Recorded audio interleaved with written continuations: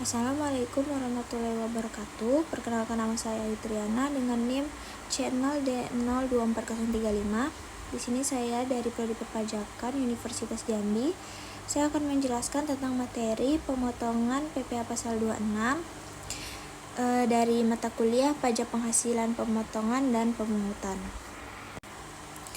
Pertama-tama kita masuk dengan apa itu PPh pasal 26.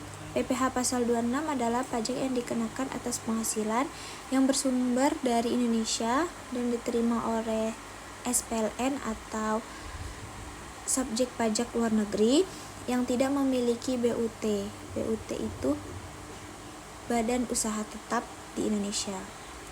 Pemotongan dilakukan oleh pihak yang membayarkan penghasilan. Lalu ada dasar hukum dari PPh pasal 26. Yang pertama ada Undang-Undang Nomor 7 Tahun 1983 tentang pajak penghasilan, terakhir dirubah dengan UU Nomor 36 Tahun 2008, khususnya pasal 26. Yang kedua ada Peraturan 16 PJ 2016 tentang tata cara pemotongan, pemenyetoran, dan pelaporan PPh pasal 26. Yang ketiga ada Peraturan 25 PJ 2018 tentang menggunakan surat keterangan domisili atau SKD untuk tarif PPh pasal 26 berdasarkan Perjanjian Penghindaran Pajak Berganda atau P3B. Yang keempat ada Peraturan Menteri Keuangan Nomor 203 PMK 03 2016 terkait dokumentasi transfer bridging dalam transaksi dengan pihak luar negeri. Subjek dari PPh pasal 26 ini ada pengoperasian usaha di Indonesia, misalnya seorang individu yang tidak bertempat tinggal di Indonesia. Individu yang tinggal di Indonesia tidak lebih dari 183 hari dalam setahun atau 12 bulan, dan perusahaan yang tidak didirikan atau berada di Indonesia yang mengoperasikan usahanya melalui bentuk usaha tetap Indonesia. Lalu ada memperoleh penghasilan dari Indonesia.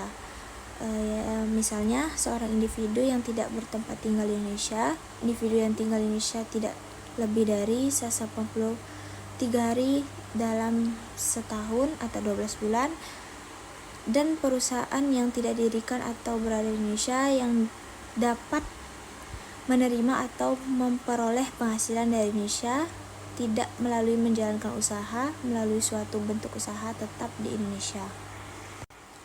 Subjek pajak yang tidak dikenakan oleh PPh pasal 26, yang pertama ada kantor perwakilan negara asing, kedua ada pejabat perwakilan diplomatik dan konsulat atau pejabat-pejabat lain dari negara asing.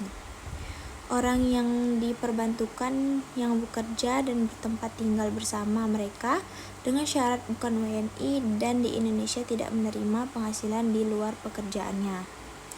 Lalu ada organisasi-organisasi internasional dengan syarat Indonesia jadi anggota organisasi tersebut dan tidak menjalankan usaha atau kegiatan lain untuk peroleh penghasilan dari Indonesia selain memberikan pinjaman pada pemerintah yang dananya berasal dari iuran para anggota.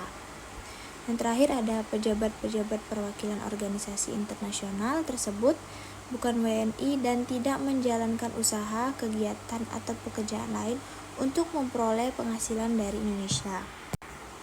Lalu ada objek PPh pasal 26, yaitu ada yang pertama dividen, lalu bunga termasuk premium, diskonto, dan imbalan sehubungan dengan jaminan pengembalian utang. Lalu ada royalti, sewa, dan penghasilan lain sehubungan dengan penggunaan harta, imbalan sehubungan dengan jasa, pekerjaan, dan kegiatan. Lalu ada hadiah dan penghargaan. Lalu pensiun dan pembayaran berkala lainnya. Ada premi, swab, dan transaksi lindung nilai lainnya. Lalu ada keuntungan karena pembebasan utang. Lalu penghasilan dari penjualan atau pengalihan harta di Indonesia, kecuali yang diatur dalam pasal 4 ayat 2. Ada pengalihan dan penjualan atau pengalihan saham. Yang terakhir ada penghasilan berupa premi asuransi. Tarif PPh pasal 26 itu ada 3. Yang pertama itu ada tarif umumnya, yaitu 20% dari jumlah bruto atas penghasilan yang diterima oleh subjek pajak luar negeri atau SPLN dari Indonesia. Yang kedua ada tarif. Ini berlaku jika SPLN tidak memiliki surat keterangan domisili atau SKD, atau tidak memanfaatkan perjanjian penghindaran pajak berganda atau P3B.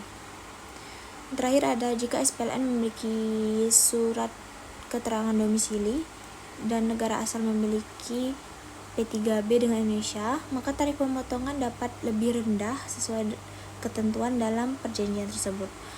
Contohnya, tarif atas royalti, bunga atau dividen bisa menjadi 10%, 15%, atau bahkan bisa sampai 5%, tergantung isi P3B masing-masing negara. Baiklah, kesimpulan dari materi ini adalah PPh pasal 26 merupakan instrumen penting dalam sistem perpajakan Indonesia untuk memastikan bahwa penghasilan yang diterima oleh pihak luar negeri dikenai pajak secara adil dengan memahami subjek, objek, tarif, dan prosedur pemotongan. Wajib pajak dapat menjalankan kewajiban perpajakannya dengan benar dan menghindari sanksi administratif. Penggunaan surat keterangan domisili dan pemanfaatan P3B juga menjadi aspek penting dalam optimalisasi tarif pajak. Baiklah, sekian dari materi yang saya jelaskan. Jika ada yang kurang boleh ditambahkan dan diluruskan. Wassalamualaikum warahmatullahi wabarakatuh.